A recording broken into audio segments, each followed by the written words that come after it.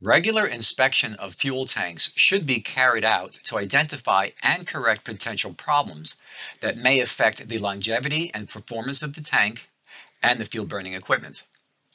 NORA provides suggested inspection procedures for initial inspections, routine inspections, and pre-delivery inspections, as well as general maintenance recommendations.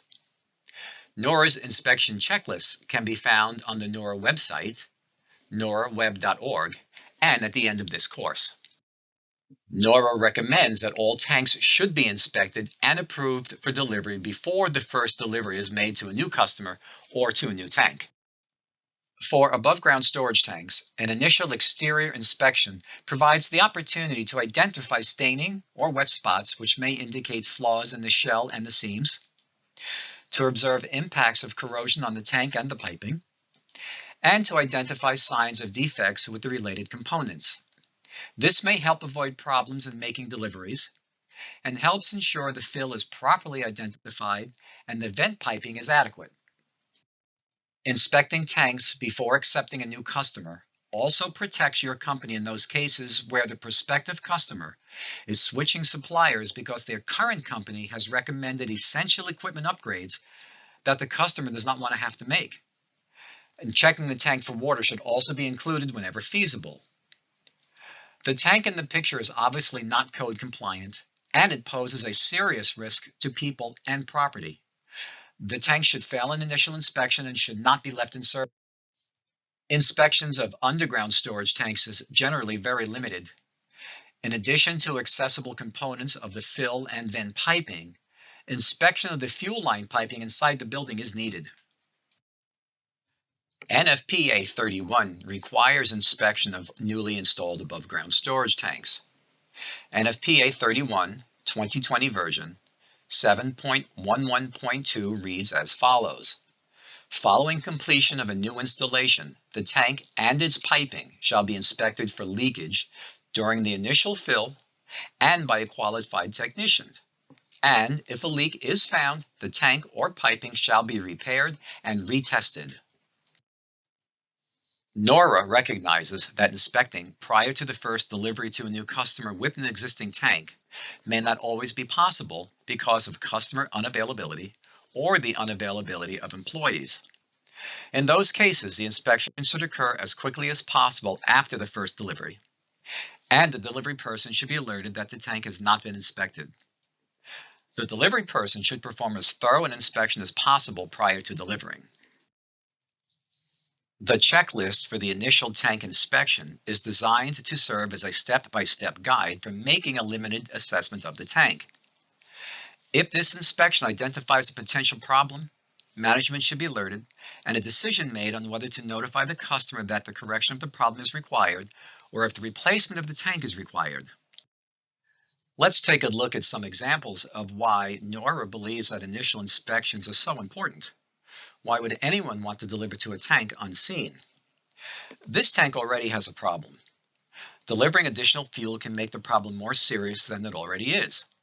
The source of this problem needs to be investigated and corrected before a next delivery is made. Obviously, this tank system is not properly installed and should not be delivered to. These legs are ready to collapse, and the valve can snap off and empty the tank contents as the tank continues to sag. The fill piping on these tanks will not allow them to fill evenly, and the vent pipe appears to be undersized. The vent alarms are also problematic.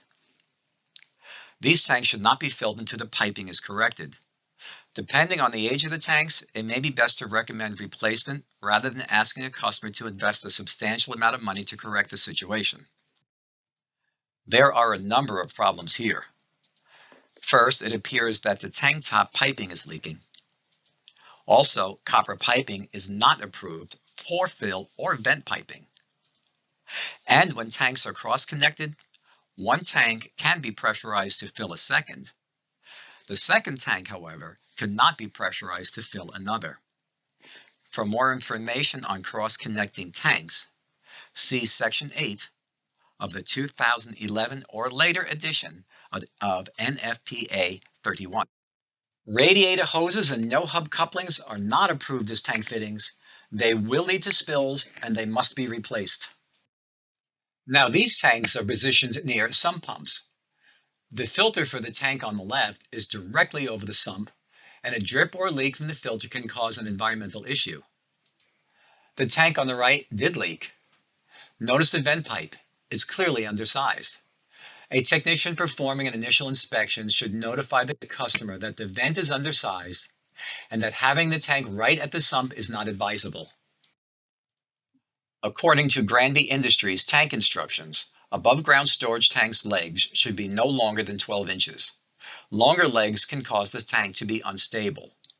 Now, the reason we show these pictures is to emphasize that if initial tank inspections are not performed before a new customer or new tank is filled for the first time, the delivery company may be liable for situations that could easily have been avoided. Routine inspections of above-ground tanks are important and aid in early detection of problems associated with corrosion or associated with impacts of weather when tanks are outdoors. For example, tanks can settle over time, or components may become damaged from falling ice or snow.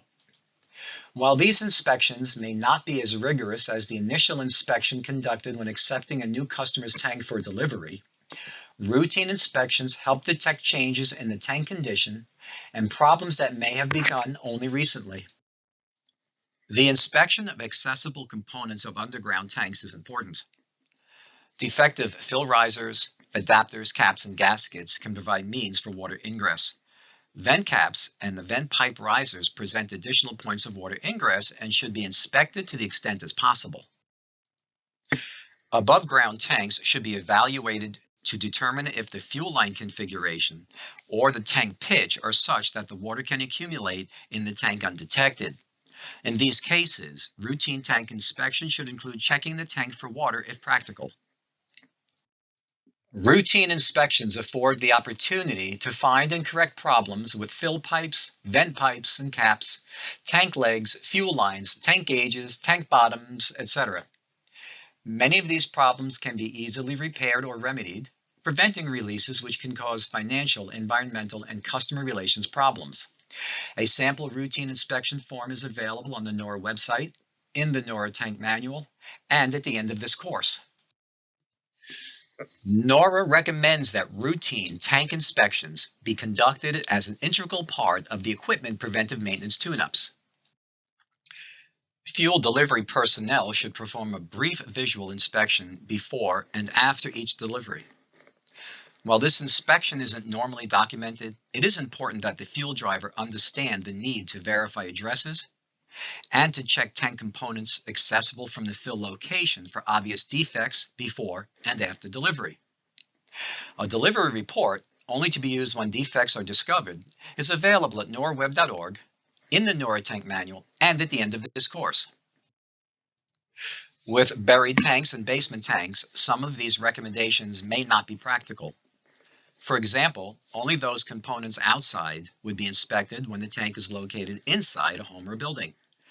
In those cases, the inspection procedure should cover as many of the steps on the form as possible. Oh, and by the way, used vegetable cans are not approved for use as vent caps. Before beginning to deliver, verify the address, delivery instructions, and tank location. Confirm that the tank, fill and vent caps, gauge, legs, and pad or foundation are in satisfactory condition, as appropriate for the tank installation site. And make sure that unused openings are properly plugged. During delivery, verify that the vent alarm is working properly, and then after delivery, check the tank and exposed fuel lines for leaks, and then report any discrepancies to the office immediately. Tank maintenance involves correcting deficiencies identified during the tank inspections. This can help prevent minor issues, such as cracked gauges or missing fill caps, from contributing to larger issues if left uncorrected. If, for any reason, the tank must be moved during maintenance or at any other time, make sure it is empty before attempting to move it. The exterior coating of some above-ground tanks should be repainted as necessary. Specific maintenance instructions are included with the installation instructions provided by each manufacturer for their particular tanks.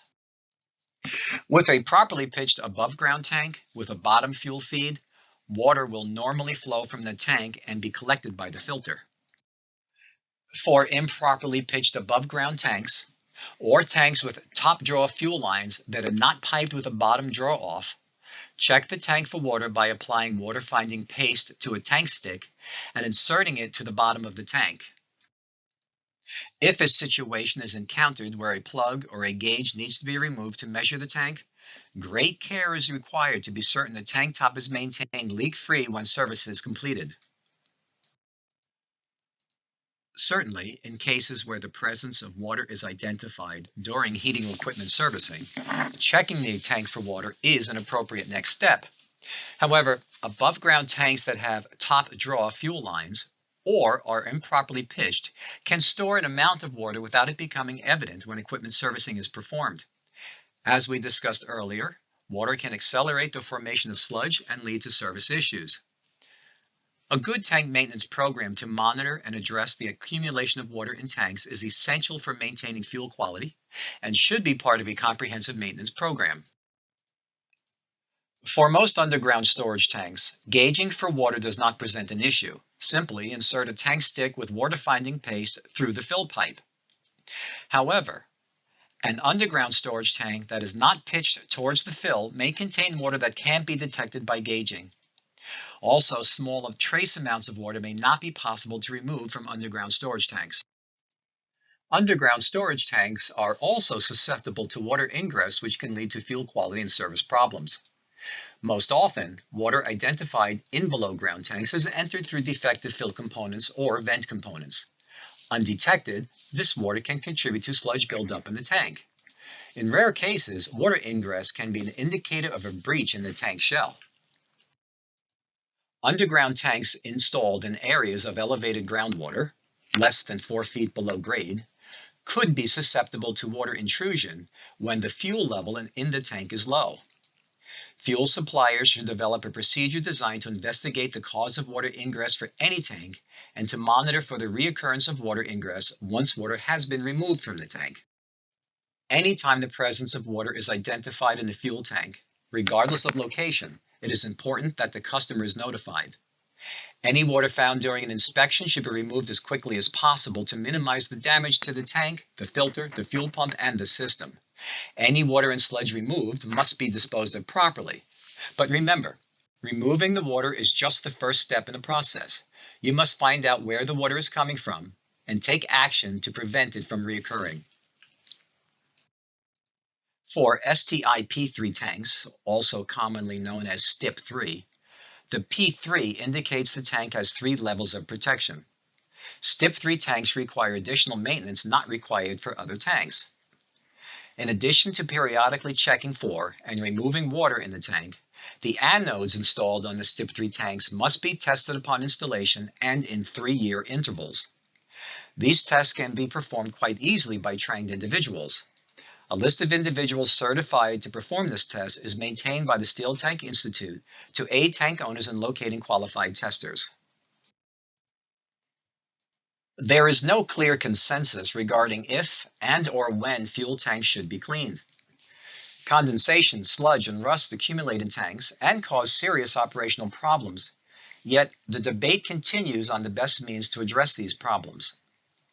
While a major advantage of having tanks cleaned is that the cleaning process usually does a very good job of removing the water that accumulates in tank bottoms, the jury is still out on just how good a job can be done to remove the sludge that accumulates on tank walls. Most fuel tanks don't have openings that are large enough to facilitate a thorough inspection of the interior. With that said, cleaning a problem tank normally won't hurt the situation, and getting the accumulated water out of the tank offers many advantages that justify the cost. Some oil heat companies routinely clean their customers' problem tanks and then treat them with an additive to help prevent clogged fuel lines, filters, pump strainers, or nozzles, and to reduce the resumption of microbial activity.